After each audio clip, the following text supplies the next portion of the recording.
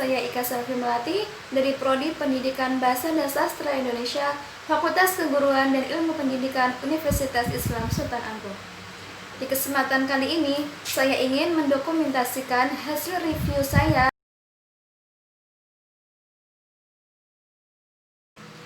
Pertama, berjudul dengan Cewek Smart, buku Cewek Smart. Buku ini dikarang oleh Lia Variana, diterbitkan pada tahun 2008 oleh Gema Insani. Jumlah halaman dari buku ini adalah 200 halaman. Buku ini memang dirancang untuk membantu remaja perempuan agar dapat menyikapi permasalahan yang terjadi di sekitar kita. Buku ini juga mengupas bagaimana menjadi seorang perempuan yang cerdas dan mempunyai kepribadian yang baik sesuai syariat agama Islam. Perempuan yang cerdas sesuai syariat adalah seseorang yang dapat menggunakan kecerdasannya untuk menambah keimanannya. Buku ini dapat menuntun remaja perempuan zaman sekarang untuk hijrah ke jalan yang benar sesuai syariat agama Islam. Bahasa buku ini mudah sekali untuk dipahami karena bahasanya merupakan bahasa yang populer dan gaul. Cover buku ini juga sangat menarik dengan kartun yang lucu dan penuh warna yang menambah nuansa keistimewaan buku ini. Akan tetapi buku ini sangat sedikit penjualannya dan gambar ilustrasi yang terdapat dalam buku ini masih berwarna hitam putih. Buku yang kedua yaitu berjudul Agar Menulis Mengarang Bisa Gampang. Buku ini dikarang oleh Andreas Harefa, diterbitkan pada tahun 2002 oleh PT Gramedia Pustaka Utama. Buku ini menuliskan tentang bagaimana menulis seringkali dikaitkan dengan bakat yang dimiliki oleh seseorang. Tidak selamanya bakat bisa membuat aktivitas tulis-menulis menjadi selancar dan semudah apa yang kita bayangkan. Sama halnya juga dengan mengarang. Mengarang adalah keterampilan ketika sekolah dasar dimulai. Mengarang bukanlah pekerjaan yang mudah, namun juga bukan merupakan satu hal yang sulit untuk dikerjakan. Jika komitmen itu senantiasa dijaga, maka proses menulis dan mengarang menjadi lebih mudah. Komitmen tersebut adalah janji pada diri sendiri bahwa akan menjadi seorang penulis yang hebat. Jadi menulis itu bukanlah perlu mempunyai bakat, sebab bakat tidak lebih dari minat dan ambisi yang terus-menerus dikembangkan. Materi yang terkandung dalam buku ini merupakan semangat pada pembaca untuk dapat berkarya, yaitu dengan cara menulis dan mengarang. Buku ini juga mampu menyajikan ide-ide kreatif dan motivasi dalam proses belajar menulis dan mengarang. Akan tetapi secara implisit buku ini ditulis secara asal dan terkesan mahal. Yang ketiga, buku berjudul Remaja Membangun Kepribadian. Buku ini ditulis oleh Anna Widyartini S.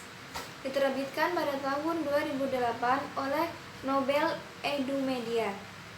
Buku ini terdiri dari beberapa bab, yaitu dari bab pertama berjudul Berbagai Jenis Kecerdasan Dalam Diri Manusia, menjelaskan tentang berbagai macam kecerdasan yang berada dalam diri manusia dan cara-cara yang bisa ditempuh untuk mengembangkan inteligensi kecerdasan tersebut.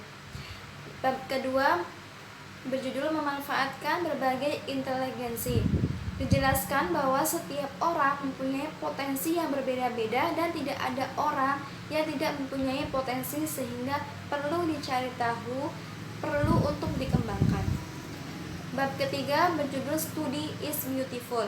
Yang dibahas dalam bab ini adalah tentang belajar itu adalah suatu hal yang sangat indah dan menyenangkan, sehingga memunculkan motivasi tersendiri untuk lebih bersemangat dalam belajar.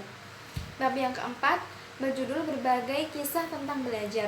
Pada bab ini membahas tentang pengalaman belajar dari kebanyakan orang dan juga membahas kisah-kisah unik, menarik seputar perjalanan pelajar seorang yang diceritakan secara terbuka oleh orang-orang yang pernah mengalaminya. Buku ini mempunyai pembahasan yang singkat namun sangat mudah dipahami.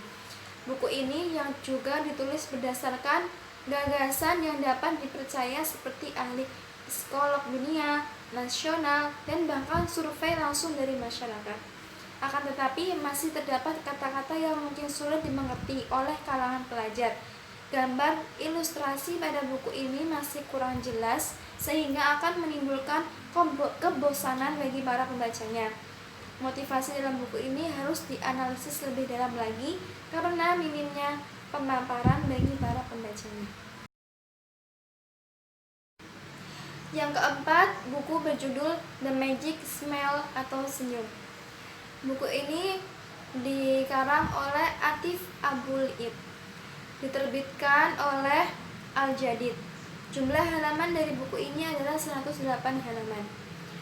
Di bagian pertama buku ini, penulis menjelaskan tentang jenis-jenis senyuman yang ragamnya hingga 18.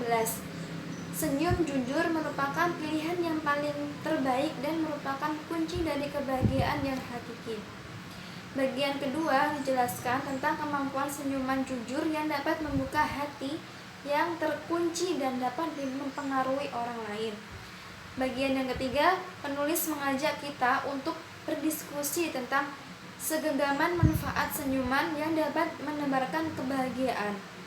Bagian yang keempat, penulis menjelaskan pengaruh senyuman bagi psikologi seseorang. Dan bagian yang kelima, penulis juga fokus membahas tentang senyum dalam ruang lingkup keluarga. Buku ini sangat memotivasi bagi siapa saja yang membacanya. Ketika kamu membaca buku ini, ekspresi wajah kamu pasti akan senyum-senyum sendiri. Akan tetapi, kurangnya ilustrasi dalam buku ini akan menjenuhkan para pembaca, khususnya bagi orang-orang yang tidak suka membaca. Buku yang kelima berjudul Pengantar Filsafat Pendidikan. Buku ini ditulis oleh Dr. Ranjes Uyoh Sadullah MPD. Diterbitkan pada tahun 2004 oleh Alfabeta CV. Buku ini menjelaskan bagaimana peran pendidikan merupakan kegiatan yang hanya dilakukan manusia yang mencakup semua pengalaman serta pemikiran manusia tentang makna dari pendidikan. Pendidikan sebagai suatu praktik dalam kehidupan sama halnya dengan kegiatan-kegiatan lain, seperti kegiatan ekonomi, agama, hukum, dan lain-lain. Selain itu, kita sebagai manusia juga dapat mempelajari pendidikan secara akademik. Buku ini mampu memberikan informasi tentang sumber nilai dan bagaimana manusia dapat memperoleh nilai tersebut. Karena pendidikan pada dasarnya tidak dapat dipisahkan dengan nilai. Akan tetapi, buku ini kurang memberikan pemahaman bagi pembaca, khususnya bagi pemula, sehingga pesan yang mau diutarakan oleh pengarang tidak tersampaikan pada pembaca. Mungkin itu hasil dari dokumentasi saya. Semoga bermanfaat apa yang sudah saya sampaikan. Terima kasih sudah menonton dan wassalamualaikum warahmatullahi wabarakatuh.